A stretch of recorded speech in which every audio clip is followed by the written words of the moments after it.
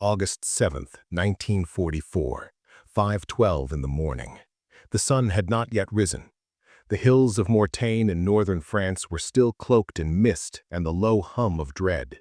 A thick, oppressive fog, born of the previous night's shelling and the damp breath of the earth, clung to the valleys and wrapped itself around the scattered American positions.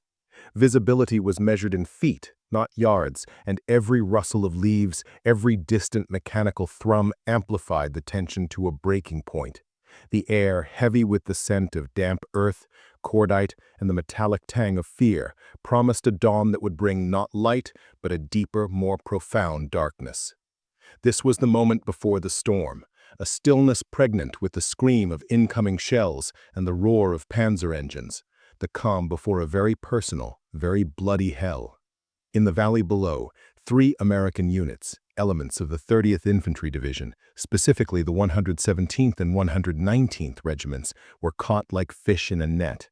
They had fallen back into what they thought was a defensive pocket. Instead, it became a death trap.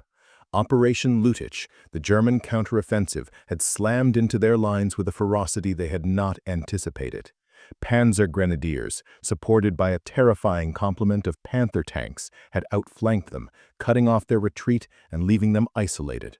The last radio transmission from command had been chillingly clear, though delivered in a clipped, formal tone that only amplified its grim finality. Hold your position. Do not engage. Reinforcements en route. Reinforcements, a word that in these circumstances felt less like a promise, more like a cruel jest. They were surrounded, outnumbered by at least 5-1 and running critically low on ammunition, water, and hope. Every minute that ticked by felt like an hour. Every shadow held the threat of a German assault. The men, exhausted and terrified, huddled in their foxholes, their rifles clutched tight, staring into the swirling gray mist, waiting for the inevitable. The air thrummed with the barely suppressed fear of men who knew they were likely to die before the next sunrise. Inside his M4 Sherman tank, christened the Grim Reaper by its crew, Sergeant Thomas Henderson stared at the smoke shell in his hand. It was not meant to be fired in direct combat. Not like this, not for this purpose. It was a 75mm white phosphorus round, typically used for screening troop movements, marking targets, or, in dire circumstances, as an incendiary. But never, under any circumstances, was it to be used as a primary defensive weapon against an armored assault, especially not in the quantities Henderson was contemplating. Command called it unauthorized, wasteful, a dangerous fire hazard to friendly troops if the wind shifted. The standing orders were explicit: conserve smoke rounds for tactical retreats or signaling. Firing them indiscriminately would draw attention, give away positions, and, most damningly, deplete a precious resource that might be needed later. It was anathema to every doctrinal principle of armored warfare. Yet, as he looked out through the periscope, catching glimpses of the shadowy, hulking forms of German tanks moving into position, Henderson knew that adherence to doctrine would mean their annihilation. The radio crackled again, a desperate plea from an infantry captain. "We're being overrun. Where the hell are those reinforcements?" Silence. Only the escalating thud of German mortar fire answered. Henderson's jaw tightened. He looked at his crew. Corporal Benny DiMaggio, the loader nervously chewing on a piece of gum. Private First Class Samuel Mac McMillan, the driver, his face pale but determined, and Private Ronald Ronnie Peterson, the assistant driver, clutching his .45. They looked to him, their young faces etched with fear, but also with a desperate, unspoken trust. Their lives and the lives of hundreds of other American soldiers, trapped in this hellish pocket, rested on his shoulders. The Grim Reaper was their last hope. He took a deep breath, the cold metal of the phosphorus shell a stark reality in his gloved hand. He knew the risk. He knew the consequences if he failed, both for himself and for his men. A court-martial at best, a firing squad at worst. But the alternative was certain death for everyone. The choice, in his mind, was no choice at all. He looked from the shell to the faces of his crew, and then to the grim, mist-shrouded landscape outside. He saw the enemy closing in, an unstoppable tide of steel and fire. He heard the cries of the trapped infantry. And then, with a quiet, determined resolve that belied the monumental gamble he was taking, he nodded. He pulled the trigger on the smoke round that would either end his career or save over 200 lives. Thomas "Tommy" Henderson wasn't born for war. He was born for precision, for measurement, for the elegant certainty of numbers. He grew up in the vast, flat nothingness of western Kansas, where the horizon stretched endlessly, and the only breaks in the monotony were the colossal grain silos that punctuated the sky like concrete giants. His father, a taciturn farmer, expected a son who would understand the rhythms of the earth, the temper of the weather. But Tommy found his rhythm in a different kind of soil, the fertile ground of mathematics. Even as a boy, he saw the world through angles, vectors, and trajectories. He was the kind of kid who could tell you the exact parabolic arc of a thrown baseball or calculate the optimal angle for a tractor plow to turn the stubborn Kansas earth, all in his head. His room, far from being filled with toy soldiers or adventure novels, was a sanctuary of graph paper, protractors, and tattered engineering textbooks his uncle, an absent-minded civil engineer, had left behind. He devoured them, fascinated by the structural integrity of bridges, the complex calculations behind artillery ballistics, the intricate dance of forces that held a skyscraper aloft. He knew the precise tensile strength of steel, the optimal caliber for a rifle bullet to penetrate various materials, the subtle aerodynamic properties of different projectiles. He understood how things worked, not just what they did. This innate understanding of mechanics and physics would prove to be his most potent weapon. When the war came, it wasn't a sudden patriotic surge that propelled him into uniform. It was the same analytical precision he applied to everything else. He saw the conflict not just as a moral imperative, but as a colossal, global engineering problem that demanded the best minds to solve it. He initially tried to enlist in an engineering battalion, eager to apply his skills to bridge building or fortifications. But the Army, in its infinite wisdom and desperate need for gunners, saw a young man with exceptional spatial reasoning and an uncanny ability to calculate trajectories under pressure. He was assigned to armor, specifically as a tank gunner. It was a role that surprisingly fit him. The main gun of a Sherman tank, with its intricate aiming mechanisms, its ballistic tables, its need for split-second adjustments based on range, wind, and target movement, became an extension of his mathematical mind. He quickly earned a reputation for uncanny accuracy, often hitting targets on the first shot that other gunners would take 3 or 4 rounds to bracket. He understood the gun not just as a weapon, but as a finely tuned instrument, and he played it like a virtuoso. The strategic nightmare unfolding around Mortain was part of Operation Lüttich, the ambitious German counteroffensive launched on August 7, 1944. Hitler, ever the gambler, believed he could split the Allied forces and drive to the coast, replicating the success of 1940. The spearhead of this attack was some of Germany's most feared units, the 2nd SS Panzer Division Das Reich, the 1st SS Panzer Division Leibstandarte SS Adolf Hitler, and elements of the 116th Panzer Division Windhund. These were not green recruits. These were battle-hardened veterans, fanatical and ruthless, driving superior Panther and Tiger tanks supported by well-drilled Panzer Grenadiers. Their objective was Avranches, a critical choke point that would sever the Allied supply lines and isolate General Patton's Third Army, which was rapidly advancing further south. Mortain, A small town nestled in the Bocage country became a crucial hinge in this German offensive. If the American defenders here broke, the entire Allied advance could unravel, potentially prolonging the war by months, if not years. The stakes were not just the lives of a few hundred men, but the momentum of the entire Western Front. Inside the Grim Reaper, Tommy Henderson wasn't alone in this desperate gamble.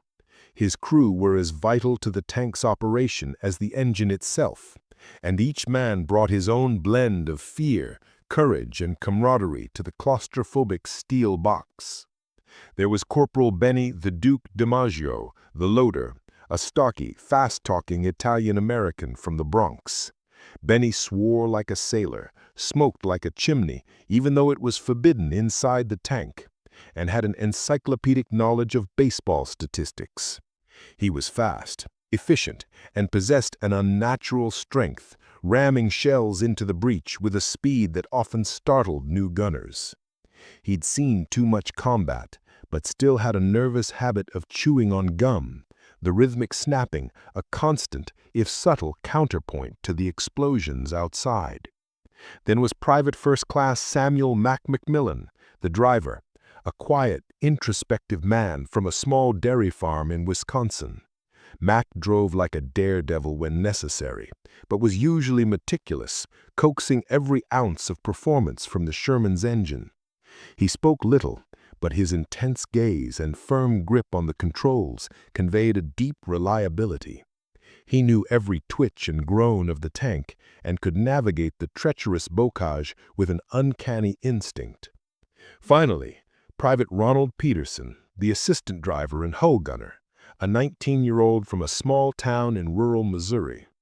Ronnie was the youngest, barely out of high school, still had a youthful idealism that the war hadn't quite crushed. He looked up to Henderson with a quiet reverence, trusting his sergeant implicitly, even when the orders seemed to defy logic. His only request to Henderson, whispered one night, was, "Just get us home, Sarge." The situation outside the Grim Reaper was worsening with terrifying speed. The German pincer movement was closing. Radio calls became more frantic, punctuated by the rising crescendo of machine gun fire and the guttural shouts of German soldiers. "We've got Panthers on our flank. Repeat, Panthers. We're being cut off," a disembodied voice screamed over the radio, followed by static. Then another, hoarse with desperation. "They're in the town, fighting house to house. We need artillery now." Command's responses, when they came, were chillingly calm, but utterly unhelpful. A bureaucratic voice from a world far removed from the unfolding slaughter. "Maintain defensive posture. Await further instructions. Reinforcements are still estimated to arrive within 4 to 6 hours. 4 to 6 hours. For the men trapped in Mortain, that was their death sentence. Through his periscope, Henderson could see the distinct, menacing silhouette of a Panther tank, its long 75mm gun transversing, searching for targets. It was less than 800 yards away, and another was behind it, slowly advancing. Their advanced armor would shrug off the Sherman's frontal shots like pebbles. The trap was sprung. The noose was tightening. The official plan, if there ever was one beyond hold and die, had utterly failed. Time had not just run out, it had been incinerated in the fires of German steel. Henderson's heart pounded against his ribs, but his mind, a mathematical engine, remained cold, calculating. He knew what he had to do. He looked at Benny, Mac, and Ronnie. He said, "All right, boys, brace yourselves. We're about to make some noise." The aha moment for Sergeant Henderson wasn't a sudden flash of divine inspiration, but rather the logical conclusion of intense observation, a talent honed by years of seeing the world in quantifiable terms. He had been studying the battlefield, not just with his eyes, but with his mind, processing every variable. The fog was thick, but it wasn't static. It was in constant, slow motion, driven by a subtle, almost imperceptible breeze. He noticed it first from the smoke rising from a burning German half-track, hit minutes earlier by a desperate American bazooka team. The plume, instead of rising vertically, was drifting westward towards the approaching German lines, slowly, steadily. Then he looked at the enemy's formation. They weren't fanning out. They were advancing in a relatively tight column, using the limited visibility of the early morning and the narrow bocage roads as a protective funnel. They expected little resistance, certainly not an aggressive counterattack from a surrounded, outmanned force. They were proceeding with caution, but also with an almost arrogant assumption of victory. The terrain, too, played a role. The road they were on was flanked by dense hedgerows, creating a natural channel, a sort of tunnel through the misty landscape. This was the spark. The wind, the fog, the enemy's overconfidence, the terrain, all variables Henderson could calculate, manipulate. He wasn't going to fight them head-on. He was going to fight their perception. He turned to Benny. "Load smoke, white phosphorus, all of it." Benny's eyes widened. "All of it, Sarge? We got maybe 10 rounds left." Henderson nodded grimly. "Every last one, and make it quick." Mac, the driver, understood without words. He began to slowly, carefully reposition the Sherman, easing it into a position where its gun could sweep a critical section of the road. "Ronnie," Henderson instructed, "keep an eye on the right flank. Any movement, give me a shout." The first shot was not aimed at a tank. It was aimed at a point just ahead of the lead Panther, into the dense hedgerow. The recoil slammed Henderson back against his seat. A split second later, a dull thud followed by a blossoming cloud of thick, white smoke erupted from the hedgerow. The white phosphorus, reacting with the air, ignited with a furious, hissing intensity, creating an instant, opaque wall of smoke. It wasn't just smoke. It was a burning, acrid chemical cloud, visually impenetrable and intensely disorienting. Benny, a blur of motion, slammed another shell into the breach. "Ready!" Henderson didn't wait for the first cloud to dissipate. He adjusted his aim, calculating the drift, the wind, the optimal spacing. "Fire!" Another blinding, expanding cloud erupted, this one a little further down the road, overlapping the first. Benny worked with a frantic, rhythmic efficiency, the spent shell casings clattering to the floor. Henderson fired again, and again, and again, creating a moving, undulating wall of thick, burning smoke and chemical fog directly across the path of the advancing German column. It wasn't a single screen. It was a staggered series of overlapping smoke bursts, creating the illusion of a much wider front, a barrage laid down by multiple artillery pieces. The rapid succession of blasts, the deep thump, thump, thump of the American tank gun firing with an almost impossible rapidity, echoed through the fog, amplified and distorted by the dense atmosphere. To the German tank commanders, it sounded like an entire battery of artillery had suddenly opened up, not just one isolated tank gun. They couldn't see the source, only the growing, impenetrable wall of smoke and booming reports. "Fire! Fire!" came a panicked shout over the German radio net. "Artillery! We are under artillery fire!" Some German commanders, seasoned veterans of the Eastern Front, immediately feared a counterattack, an ambush sprung by a much larger American force than they had anticipated. This wasn't just a few smoke grenades. This was a concentrated, sustained barrage. They thought it was cover for incoming artillery, or a preparatory screen for an American infantry charge. They had expected easy prey, not a hornet's nest. The advance ground to a halt.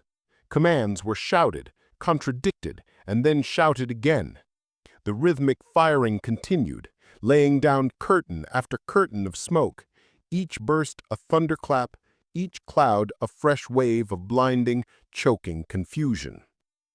In reality, It was nothing more than 5 men inside a single M4 Sherman tank, gambling on wind direction, the enemy's psychology, and a handful of forbidden shells.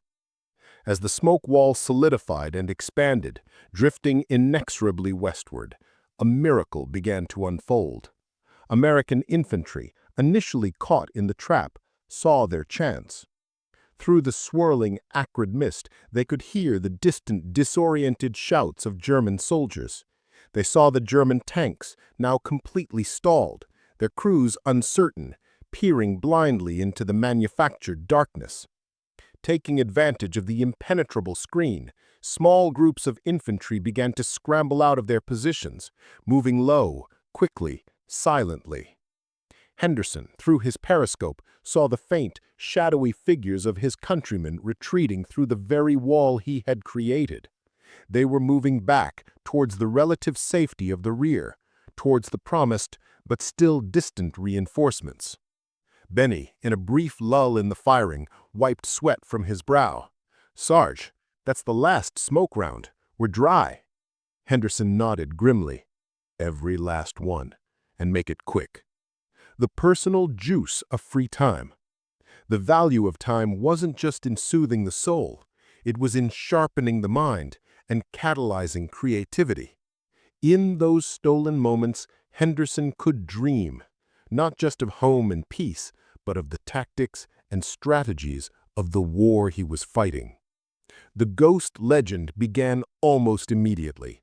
Weeks later, when Allied forces finally pushed through the Mortain sector and took prisoners from the shattered remnants of Das Reich, reports surfaced of a mysterious, overwhelming American artillery barrage that had ambushed their advance on August 7th. "We were hit by an entire battery," one captured German officer insisted, bewildered. "The smoke was so thick, so choking. It was a planned ambush, a full ambush. We couldn't see a thing, only the flash and the sound of their guns everywhere." They spoke of a ghost battery, a phantom force that had materialized out of the mist, halted their advance, and allowed the Americans to escape. They reported facing a much larger force, a coordinated attack that had shattered their morale and their formation. They could not conceive that it had been a single tank, a single gun, and the unsung genius of a Kansas farm boy who understood angles and perception better than any military manual.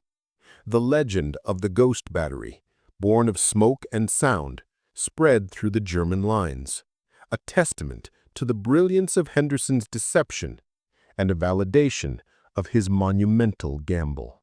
The immediate aftermath was a bizarre mix of relief and lingering tension. As the last wisps of phosphorus smoke dissipated and the German advance finally, cautiously resumed its movement, American soldiers, exhausted and bewildered, began to filter back to the makeshift assembly points. They were alive. They had escaped the encirclement, and they knew, with an unspoken certainty, who they owed their lives to. Sergeant Henderson's Sherman, the Grim Reaper, slowly pulled back from its firing position, its guns still smoking faintly, its crew spent but alive. A lieutenant from Company K, his uniform torn and smudged with dirt and blood, approached the tank as Henderson emerged, his face grimed with cordite and sweat. The lieutenant's eyes, still wide with the shock of battle, met Henderson's. He didn't offer a salute. He simply nodded, a profound, raw acknowledgement of a debt that could never be fully repaid. "Sergeant," he said, his voice hoarse, "you bought us time we didn't have. I don't know what that was, but it worked. We would have been wiped out." Benny DiMaggio, wiping his brow with a greasy rag, grunted. "That was Sarge, sir, making a whole lot of noise with one little gun." The gratitude in the lieutenant's eyes was clear, a silent testament to the efficacy of the forbidden tactic. Other soldiers passing by offered similar nods, a mumbled "thanks," or simply looked at the Grim Reaper with a new, almost reverent awe. In the raw, immediate judgment of the battlefield, Henderson was a hero. The formal reckoning came swiftly, though it was overshadowed by the larger strategic victory that had been salvaged. A week later, after the immediate threat had passed and the battle for Mortain had solidified into a costly but ultimately successful American defense, Henderson was called to a debriefing. The room was sparse, lit by a single bulb and dominated by the stern presence of Major Harrison Vance, a career officer with a meticulous, almost fanatical adherence to regulations and protocols. Vance was a man who believed in order, in following the book, and Henderson's actions were, to him, an affront to everything military doctrine stood for. "Sergeant Henderson," Major Vance began, his voice clipped and precise, "your after-action report states that you expended 10 white phosphorus rounds in a defensive action against an armored column. Is that correct?" "Yes, sir." "You deployed white phosphorus against protocol not for screening friendly movements, but as a deliberate deterrent against an enemy advance. You also expended your entire complement of these rounds in a non-tactical manner. That is a direct violation of standing engagement rules, Sergeant. A reckless, unauthorized action that could have had severe repercussions, including friendly casualties from fire or exposure and depletion of critical supplies." Vance paused, his eyes drilling into Henderson. "Do you deny this, Sergeant?" Henderson's defense was not an excuse, nor was it a plea for mercy. It was a statement of stark, undeniable battlefield necessity, delivered with the quiet authority of a man who had stared into the abyss and found a way back. "No, sir," Henderson replied, his voice calm. "I do not deny it. But with all due respect, sir, the alternative was the complete annihilation of the 117th and 119th Regiments. We were surrounded, outnumbered. Reinforcements were hours away. The enemy had us dead to rights." He paused, then delivered his irrefutable logic with quiet force. "Yes, sir, we would have died anyway. I chose to give us a fighting chance." Major Vance's face remained impassive, but a flicker of something, perhaps grudging respect, perhaps reluctant understanding, crossed his eyes. Before he could respond, Colonel Robert Dixon, Henderson's regimental commander, a grizzled veteran with the reputation for both toughness and pragmatism, entered the room. Dixon had been personally briefed on the incident by the grateful lieutenant from Company K. He listened silently as Vance reiterated the violations. When Vance finished, Dixon simply looked at Henderson. "Sergeant, the reports from the units you helped extricate are unanimous. They attribute their survival to your actions. You saved over 200 men, son." Vance bristled slightly. "Sir, protocol must be maintained. Discipline is paramount." Dixon held up a hand. "Major, I understand protocol, but I also understand dead men. And without Sergeant Henderson's initiative, we'd have a lot more dead men to account for." He turned back to Henderson. "Sergeant, your actions, while unorthodox, achieved a critical objective. You are officially reprimanded for deviation from standard operating procedure." Vance looked momentarily triumphant. "However," Dixon continued, his voice firm, "given the extraordinary circumstances and the successful outcome, I'm recommending no disciplinary action. In fact, I'm recommending you for a Silver Star for gallantry and exceptional ingenuity in the face of the enemy." The Silver Star, when it came, was not presented in a grand parade. There were no flashing cameras, no rousing speeches. It was handed to Henderson by Colonel Dixon in a dusty field office, a quiet, almost understated affair. He merely clasped Henderson's shoulder. "Well done, son. Keep thinking on your feet." It was a humble reward, a quiet acknowledgement of a deed that, while heroic, still skirted the edges of official approval. It reinforced his unsung status, a testament to the fact that true genius often operates outside the confines of established rules.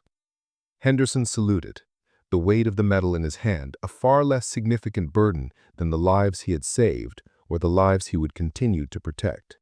The quiet defiance of Sergeant Henderson at Mortain, though officially glossed over with a reprimand and a swiftly awarded medal, did not go unnoticed by the tactical minds within the U.S. Army.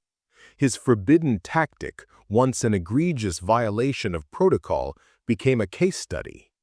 The after-action reports, the captured German testimonies, and the survival of the American units painted a compelling picture. It was impossible to ignore the efficacy of Henderson's impromptu deception. Slowly, quietly, the Army began to incorporate elements of his methodology into their training. They called it asymmetrical engagement sequencing, a fancy term for a deceptively simple idea. Don't aim for the front, aim for the collapse. Don't fight force with force when you're outnumbered. Fight perception with deception. The doctrine evolved to include training in creating phantom fronts, using rapid-fire smoke screens, employing a minimal number of guns to simulate a larger battery through coordinated firing patterns and strategic placement. They studied how sound traveled in different atmospheric conditions, how various types of smoke rounds affected enemy morale and visibility, and how best to exploit terrain features to amplify a perceived threat. Henderson's gamble, born of desperation, had become a legitimate, albeit still specialized, tactical option. It was a testament to the military's capacity for adaptation, even if that adaptation had to be born from a moment of rule-breaking brilliance.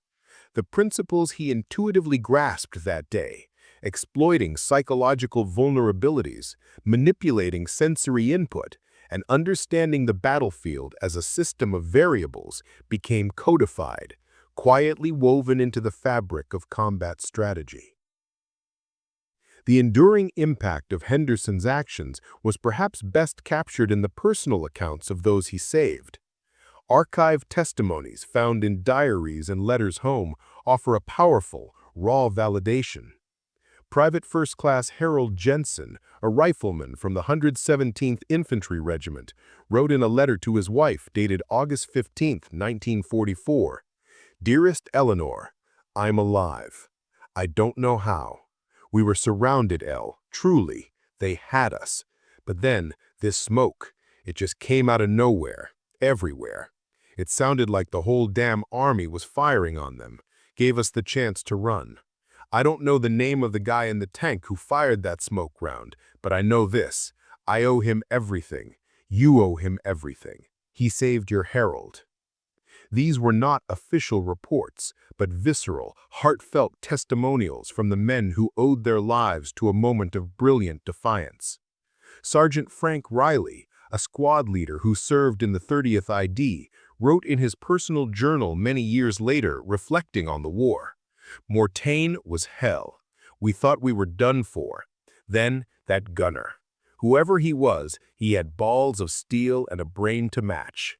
He made us believe we had a chance, and he made the Germans believe they were walking into a trap. That's the difference between living and dying sometimes, what you can make the other guy believe." After the war, Thomas Henderson didn't seek fame or further military glory. He quietly returned to his pre-war civilian life in Kansas. He went back to college, finished his engineering degree, and eventually became a respected, if somewhat reserved, civil engineer, designing bridges and flood control systems for the state. He built things that lasted, things that connected, things that managed the flow of natural forces, a quiet, almost symbolic echo of his wartime ability to control the flow of battle. He married, had 2 children, and lived a life of unassuming normalcy, never boasting of his wartime heroics. To his neighbors, he was simply Tom, the quiet engineer who was good with numbers. The Grim Reaper and the Ghost Battery were memories he kept largely to himself, tucked away in the deepest recesses of his mind. Years later, in a rare, late-life interview with a local historical society, Henderson was asked about that day at Mortain, the forbidden tactic, and why he chose to disobey orders. He paused for a long moment, looking out the window at the familiar Kansas landscape, a world away from the chaos of war. His voice, now raspy with age, was still filled with a quiet conviction. "They taught us to fight by the book, and for good reason. Order, Discipline, it's essential. But that day, the battlefield taught me something no manual ever could. Sometimes, when all the rules lead to the same dead end, the only right choice is the one they didn't teach you to make. It's not about being a rebel. It's about being responsible. Responsible for the lives of the men counting on you. And sometimes responsibility means seeing a different way. He looked at the interviewer, his eyes clear and steady. It wasn't about being smart or brave. It was about seeing what was there and using what I had. It was about making something out of nothing because we had nothing else. And maybe that's the real lesson, that sometimes history doesn't remember you for what you were ordered to do, but for what you chose to do when no one else would.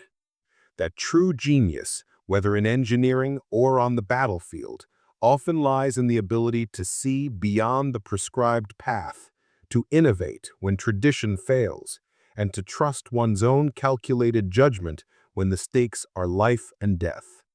Thomas Henderson, the quiet Kansas engineer, was one of those rare individuals, a true unsung genius, whose forbidden tactics saved hundreds, and whose legacy subtly reshaped the very way wars are fought.